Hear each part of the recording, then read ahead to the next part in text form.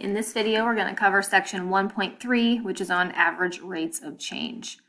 So the objectives of this course or of this section are to compute an average rate of change. We'll have a formula to do that, and then find a simplified difference quotient. Remember we talked about the difference quotient back in chapter R, so we revisit it here because it starts to play a role in the calculus concepts that we're going to be talking about. All right, so our definition for average rate of change of y with respect to x as x changes from x1 to x2 is the ratio of the change in the output to the change of the input. So it's basically another version of slope.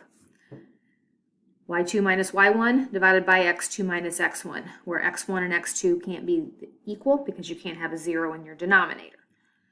Right? y2 and y1 we're going to convert to function notation because we're not going to be given ordered pairs, but we're going to be given a function to find those values. But essentially, this, when we calculate it using our function notation and formula version, it's the same as calculating the slope between 2 points.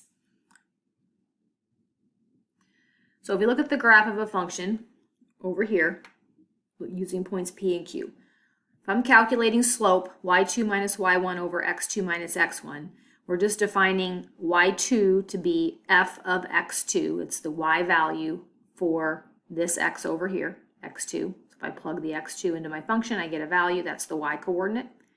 And y1 is f of x1, meaning if this x value is plugged into my function, we get a value for y. We're going to refer to that as f of x1. So we're changing y2 to f of x2, just changing it to function notation, and the same with y1 to f of x1. So our formula becomes this. So we don't see any y's involved. We just see function notation instead. All right, so this is both the average rate of change and it's the slope of the line that connects the 2 points P and Q on my graph. So the line through PQ, denoted like this, is referred to as a secant line. Secant means it's a line that touches, that goes through 2 different points on my curve.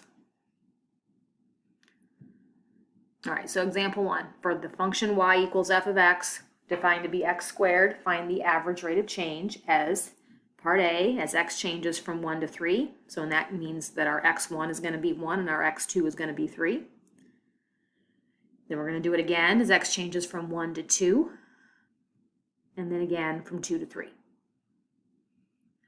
All right, so when x is 1, the y value of my function, f of that number, so f of 1 would be 1 squared or 1.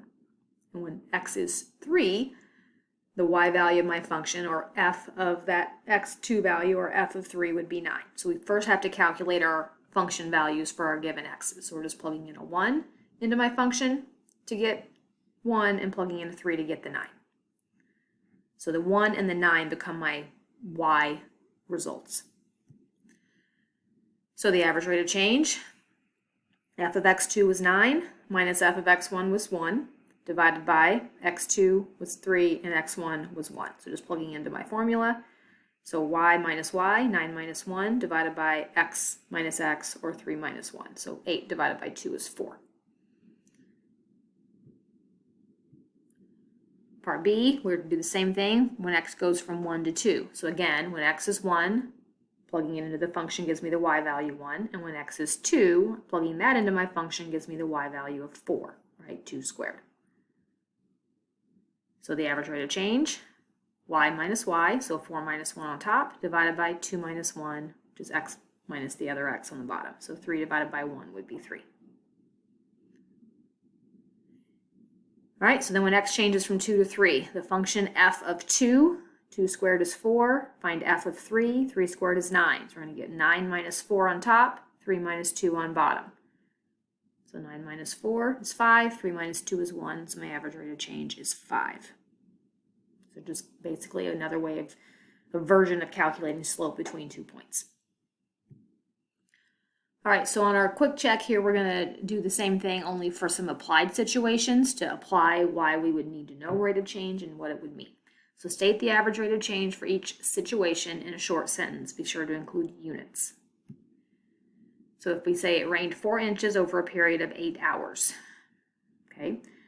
So the average rate of change is the change in the rainfall. If it rained 4 inches, the ending value was 4 inches, starting value was 0 inches over a period of 8 hours, meaning the ending value for hours was 8, the beginning value was 0. So 4 inches in 8 hours simplifies to 1 inch every 2 hours. So the average rate of rainfall would be that 1/2 simplifies to 0.5 inches per hour. So inches of rain every hour.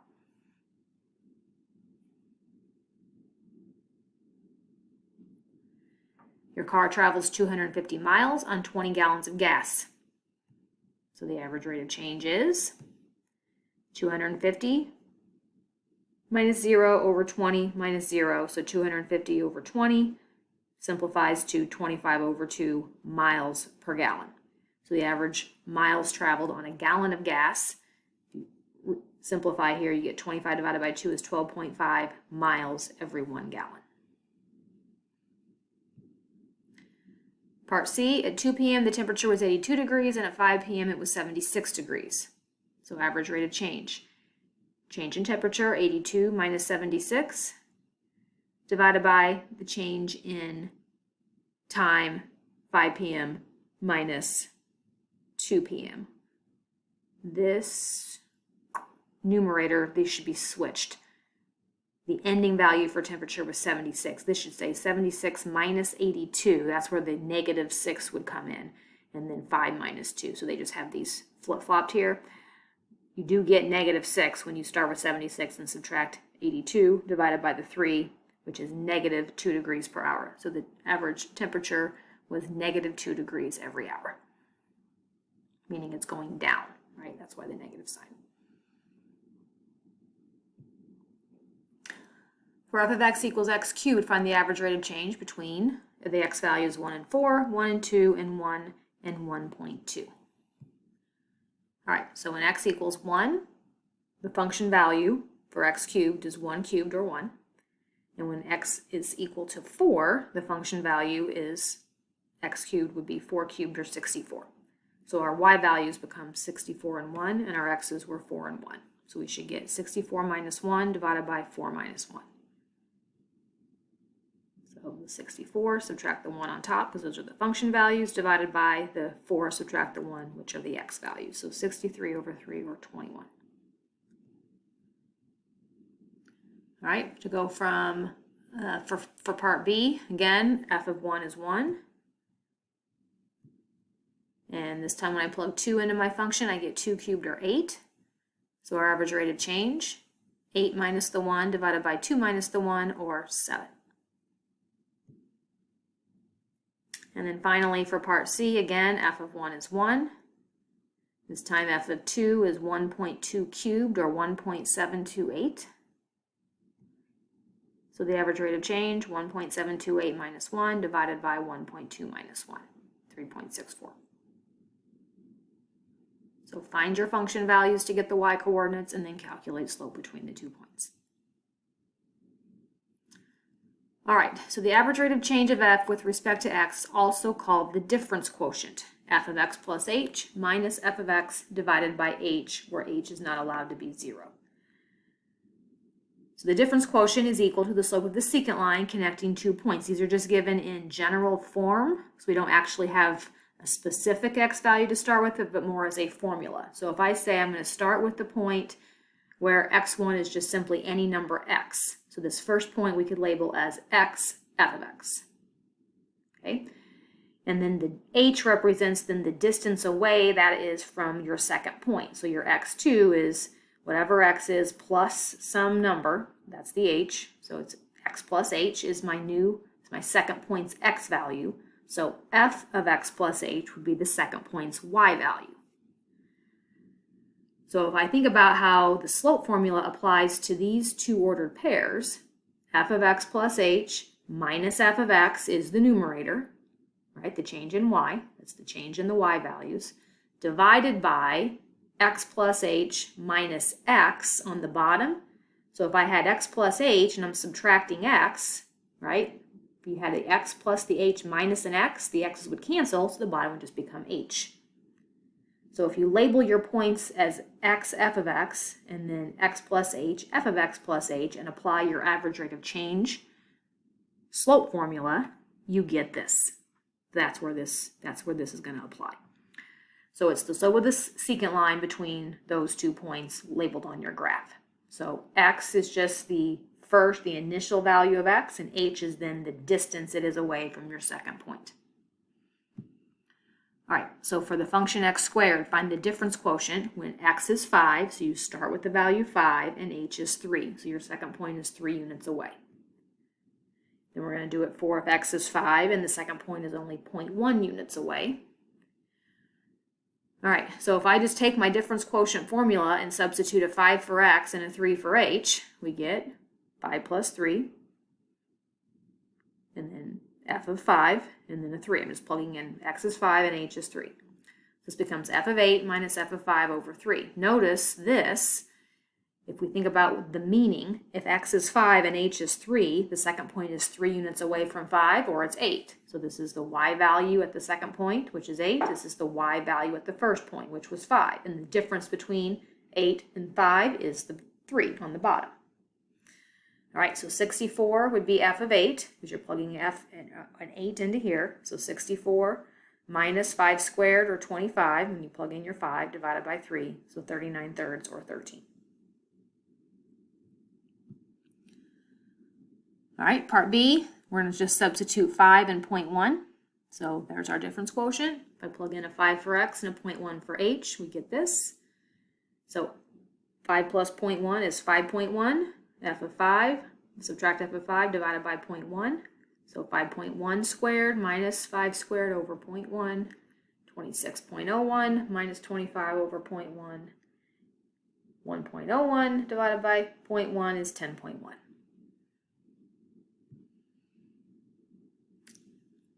All right, here we've got for the function x cubed, find a simplified form of the difference quotient. So f of x plus h minus f of x over h. So x plus h cubed minus f of x, which is x cubed, divided by h. So we first plug x plus h into here. That's the f of x plus h. Subtract the f of x, divide that by h. So here you would need to write this out in FOIL. So x plus h times x plus h, do the FOILing. Then take that answer times another copy of x plus h and do the FOILing. You would get x cubed plus 3x squared h plus 3xh squared plus h cubed. So up to this point right here, these first 4 terms are the result of FOILing this out. From that, you subtract your x cubed and then divide by h. So this x cubed ends up canceling with that first term, leaving just these middle terms in which you can factor an h out of. So if you take the h out, you get this left. After you take out the h's cancel. This is the same way we simplified difference quotient back in chapter R. And then you're left with your answer. It's just now we have a meaning, right? We kind of know why we're doing it and what it means. All right, use the result of that last example to calculate slope of the secant line, which is our average rate of change or the difference quotient, if x were 2 and h had these different values. So this was our formula that we found in that last example. I think it should say example 3. Or maybe this should say example 6, but they should be what we got on the last page over here. Example 3, okay? All right, so the results of example 3 was this. So if h right here were 0.1, and our x value we were given here was a 2. So they're plugging in a 2 for the x and a 0.1 for the h just into this answer. Clean that up and simplify 12.61. Then do it by plugging in a 0.01 for h and sticking with the x value of 2 again. Just change the h to the 0.01, simplify 12.0601. This time if h were 0.001, we get this. Simplify, you get 12.006001. Notice the progression here of the h getting smaller and smaller. Essentially, we're trying to make our points move closer to each other. Okay, we're going to talk about why that's necessary in the next section.